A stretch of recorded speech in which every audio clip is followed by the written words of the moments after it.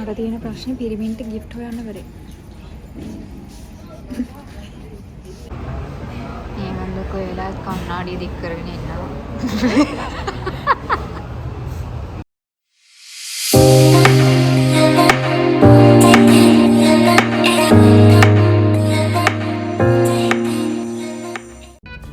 Hello everyone, welcome back to my channel. අද මං මුලින්ම මේ කොෆි ෂොප් එකට මේක තියෙන්නේ මහරගම ඇමිටි එකේ ඩිස්ක්‍රිප්ෂන් බොක්ස් එකේ දාන්නම් ඇත්තටම ලස්සන කොෆි ෂොප් එකක් කොහෙද කියලා ඔයාලට පුළුවන් ෆ්‍රී වෙලාවක ඇවිල්ලා ඔයාගේ යාළුවොත් එක්ක ඔයාගේ පාර්ට්නර්ත් එක්ක කොෆි එකක් බොන්න. අම්මෝ පරක් වෙලා අන්තිම මොහොතේ ආවා ඉතින්.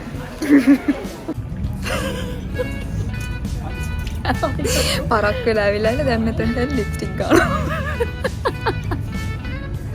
මේ වගේ යාළුවෝ තවත් ඉන්නවද? හරි. දැන් මං කියන්නම් මං ආසාවෙන් මෙලිට ආවේ මෙන්න මෙයා නිසා. මෙන්න මේ පිස්සු යාළුවව හම්බෙන්න තමයි මං ආවේ ඇත්තටම.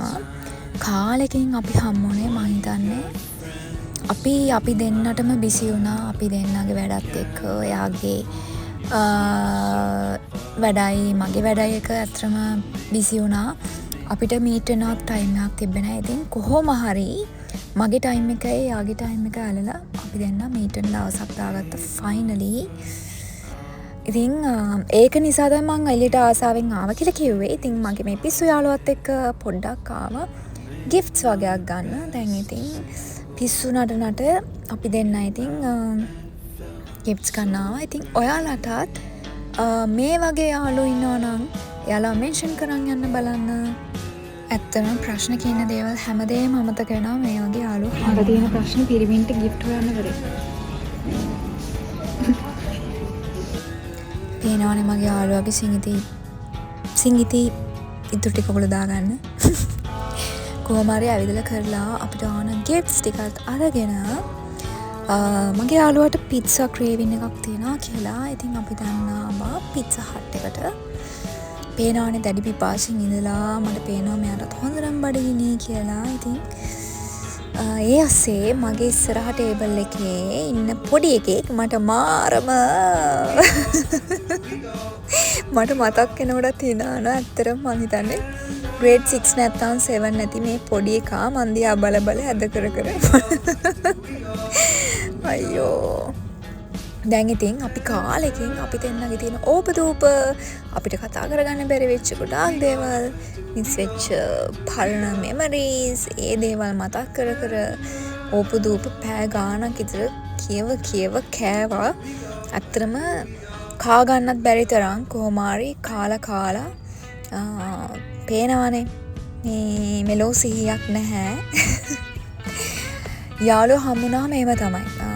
ඇත්තටම මේ බොනේකිනුත් බොන්න තියෙන එකත් අන්තිරෙන් බීලා තියෙන්නේ. එච්චරටම අපි දේවල් කතා කරා. ඒත් ඉවරයක් නැහැ කොච්චර කතා කරත්. ඉතින් ඇත්තටම මේ වගේ යාළුවෝ ඔයාලගේ ලයිෆ් එකේ තියෙනවා නම් එයාලව අනිවාර්යෙන් මෙන්ෂන් කරන්න. අපිට අපේ ලයිෆ් එකේ සමහරක් දේවල් ෂෙයා කරගන්න ඇත්තටම යාළුවෙක් ඕන වෙනවා. ඒක ඇත්තටම ගොඩාක් යාළුවෝ හිටියත් වැඩක් නැහැ. එක ට්‍රස්ට් කරන්න පුළුවන් දේවල් ෂෙයා කරගන්න පුළුවන් යාළුවෙක් ඉන්න එක ඇත්තටම මාර ඒක මට කියන්න තේරෙන්නේ නැහැ. ඒක මාර ෆීලිං එකක්.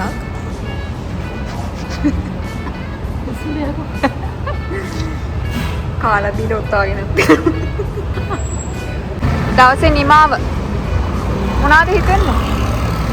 ආයෙ කවද්ද දෙන්නේ? දන්නේ. අනේ වන්දා.